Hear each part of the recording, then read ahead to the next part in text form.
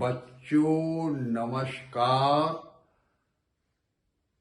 हर सपने को अपनी सांसों में रखो, हर मंजिल को अपनी बाहों में रखो। हर जीत आपकी है मेरे दोस्त, अपने लक्ष्य को अपनी निगाहों में रखो। बच्चों, ये रूल नंबर 24 मैं इंपेरेटिव सेंटेंस का एक्टिव से पैसिव वॉइस में पढ़ाने जा रहा हूं। इसमें शुड बी का प्रयोग होगा। ये आपको मालूम होना चाहिए कि इसमें बाय यू छिपा रहता है, यानी इंपेरेटिव सेंटेंस में यू छिपा रहता है, क्योंकि जो भी बात कही जाती है वो सेकंड पर्सन से कही जाती है। इस चीज को आप दिमाग में नोट कर लो कि यदि आप बाय यू लिख देंगे तो ज्यादा सुपीरियर रहेगा आपका पैसिव वॉइस, और यदि नहीं भी लिखते हैं तो आपका गलत नहीं माना जाएगा। ये बात आप अपने दिमाग में एब्सोल्युटली फीड कर लीजिए भाई, कि जिसमें इंपेरेटिव सेंटेंस में यू छिपा रहता है। बात हमेशा दूसरे व्यक्तियों से ही कही जाती है, पर उपदेश कुशल बहुत है। हमेशा उपदेश दूसरों को ही दिया जाता है। यही इंपेरेटिव सेंटेंस होता है। देखिए,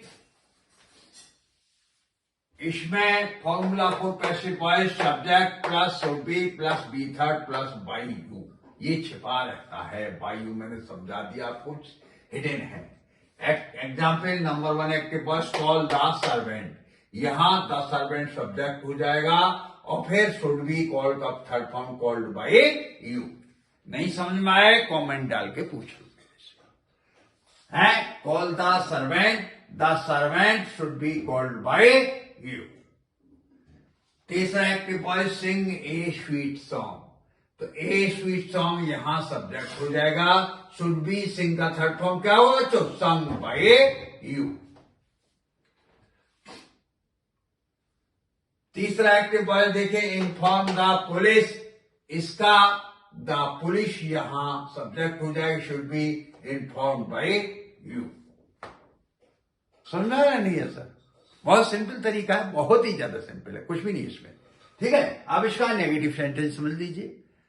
देखिए क्या होता है, सब्जेक्ट प्लस शुड, इसके बीच में नॉट या नेवर आएगा, फिर बी और उसके बाद वर्ब का थर्ड फॉर्म, और बाय यू मैंने आपको समझा दिया कि यूज में हिडन रहता है, इसलिए बाय यू अपनी तरफ से लगा देते हैं। बात हुई क्लियर? नहीं हुई? वो समझ में आया आपको? ये बिल्कुल क्लियर हो गया, नहीं हुआ? ठीक है। अब देखिए, जैसे active voice do not leave the room, तो इसमें द रूम यहां सब्जेक्ट हो जाएगा।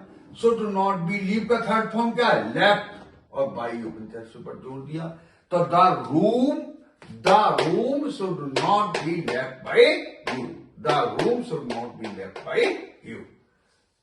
दूसरा एक्टिव वॉइस देखिए, do not insult the poor, यहां द पुअर सब्जेक्ट हो जाएगा पैसिव वॉइस में, और शुड नॉट बी, इंसल्ट का थर्ड फॉर्म क्या हो जाएगा? इंसल्टेड बाय यू अपनी तरफ से जोड़ दिया, तो the poor should not be insulted by you. तीसरा एक्टिव वॉइस देखिए, नेवर मेक ए नॉइज, अभी नेवर वाला है, नेवर वाला भी समझ लो। ए नॉइज यहां जाएगा, सब्जेक्ट हो जाएगा शुड, और बी के बीच में नेवर लग जाएगा, शुड नेवर बी, मेक का third form made by you, तो ये हो जाएगा ए noise should never be made by you. बहुत सिंपल तरीके से मैंने आपको समझा दिया, और आपको समझ में आना चाहिए।